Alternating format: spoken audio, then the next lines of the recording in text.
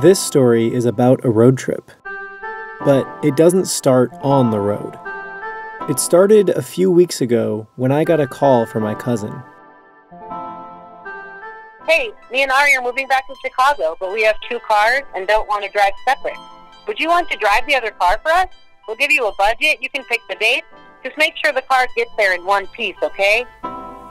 When adventure calls, I always answer with a hell yeah. The task was simple. Drive their car from Oakland, California to Chicago, Illinois. Everything that happened between those 2 points was up to me. And I was determined to make it a trip worth remembering.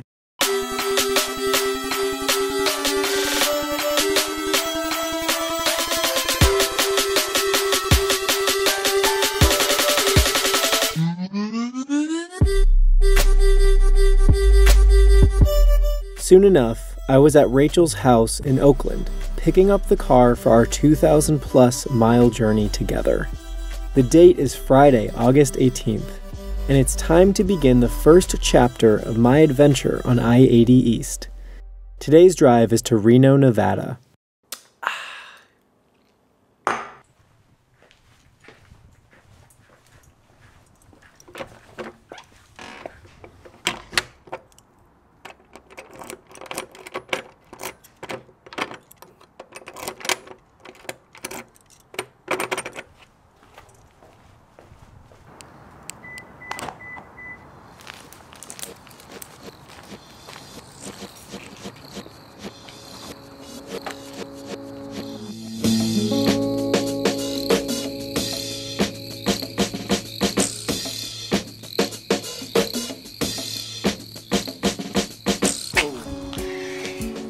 I'm gonna go ahead and get in on the other side of the car.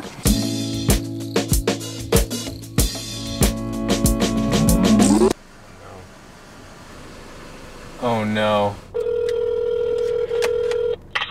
Hello? Is there something I need to know about the auxiliary? Yeah, it doesn't work. No! I was afraid you might change your mind about the whole thing if you knew. They don't give you a chance to listen to local radio in every state. What am I gonna do, no aux? What am I gonna do? How you gonna do me like that, Rachel? We've been cousins my whole life. Road trip canceled, no aux.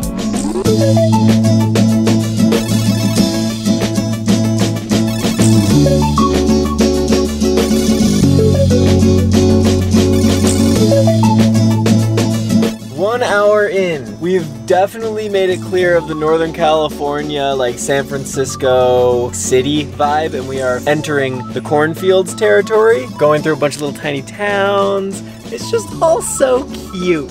Look at this river.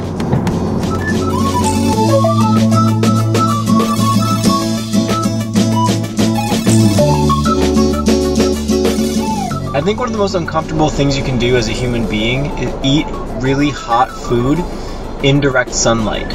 2 hours. Harbor Boulevard. 2 hours. 18 minutes remain. Let's go!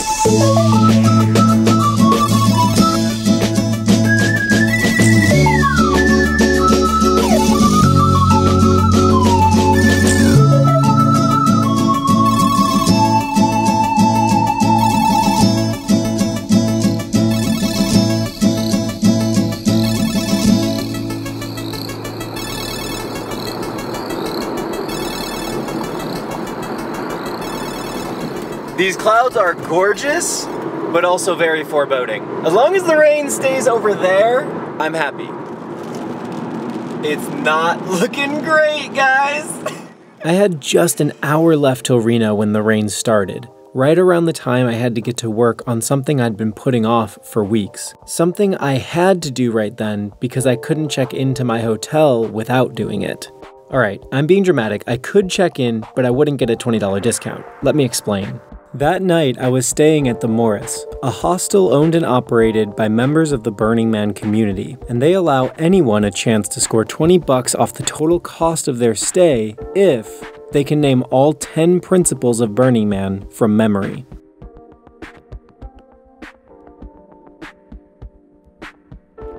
Ten principles: radical inclusion, gifting, decommodification, radical self-reliance, radical self-expression, communal effort, participation, immediacy, leave no trace, civic responsibility. So before leaving for the trip, I wrote down the 10 principles and meant to memorize them, but I didn't. So now, an hour out from Reno, it was my last chance to get that discount. And I started cramming, using one of the most effective memorization techniques I knew. My 7th grade biology teacher taught us all the scientific classifications. We clapped our hands and spun in a circle, and I still remember them to this day. Kingdom, phylum, class, order, family, genus, species. I will never forget it, all because Miss Mullen had me kingdom, phylum, class, order, family, genus, species in a circle. I'm trying to recreate that with the 10 principles of Burning Man. The only thing making this a little more difficult is that the 10 principles of Burning Man have a lot more syllables per word than just one. Inclusion, self-reliance, civic responsibility, decommodification. Getting that all to be rhythmic. Participation, inclusion, self-reliance, civic responsibility. I have to get to the point where it flows so naturally that I don't pause to think. Gifting.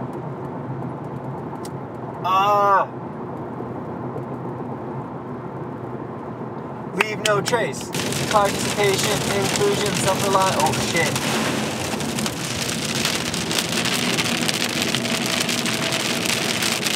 Man, even when it rains, it's gorgeous. I love the mountains.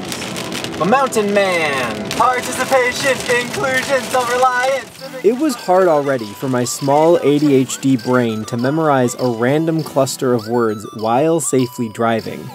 But having to do so on mountain roads during a flash flood made me wonder if I would retain any of the information at all.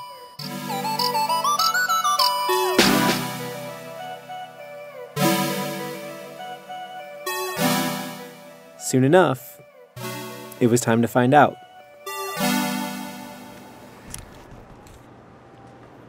All right.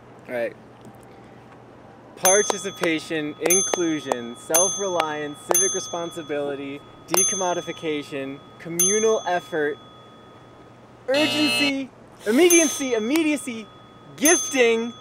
How many am I at? You got one left. Radical self-expression? Self-expression. No, that's the one. Yeah! By the way, you did skip 2 radicals. Wait, what? Radical inclusion, radical self-expression? There you go. Radical self-reliance? Or leave no trace. I forgot leave no trace. Wow. No, you actually did get that. I did get that? Yeah, that was actually Okay. the 3rd one when you started. Oh, okay.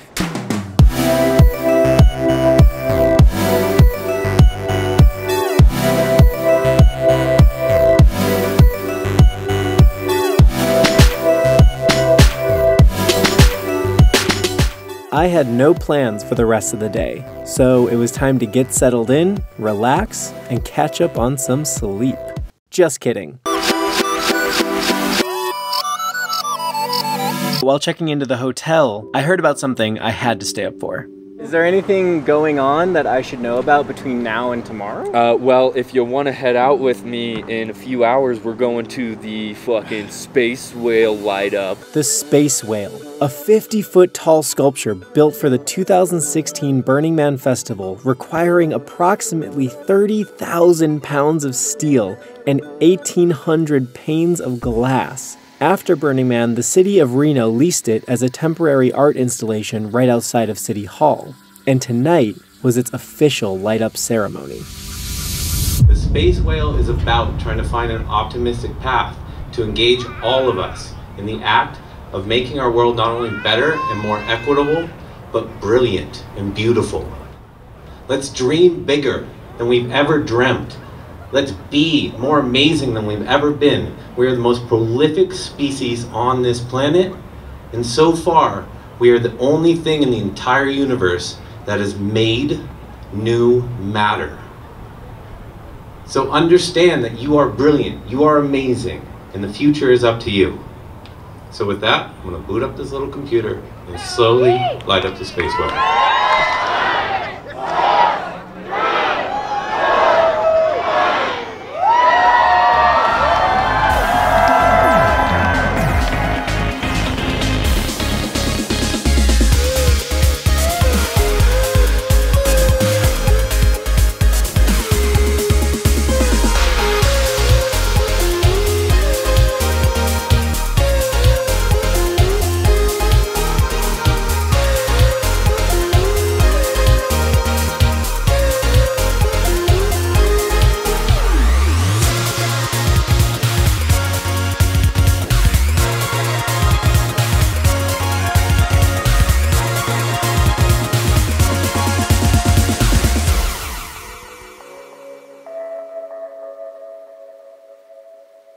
As I headed back to the hotel, the fatigue began to set in. I'd been on the move since 4 a.m., flying into Oakland, driving through the mountains to Reno, and I had carried 13 pounds of equipment for 4 hours at the Whale. So by the time I got back to my room, there wasn't an inch of me without an ache. Despite my exhaustion, sleep did not come easy. Just the first day of the trip had been full of beautiful scenery, fun challenges, and unexpected experiences. If it ended right now, I'd be able to say it was everything I wanted it to be. But this was just the beginning. I had 8 more state lines to cross. Who knew what was waiting for me between those lines? It was thinking about this great unknown that kept me awake for a long time. And then I realized, this is what it feels like to be on an adventure.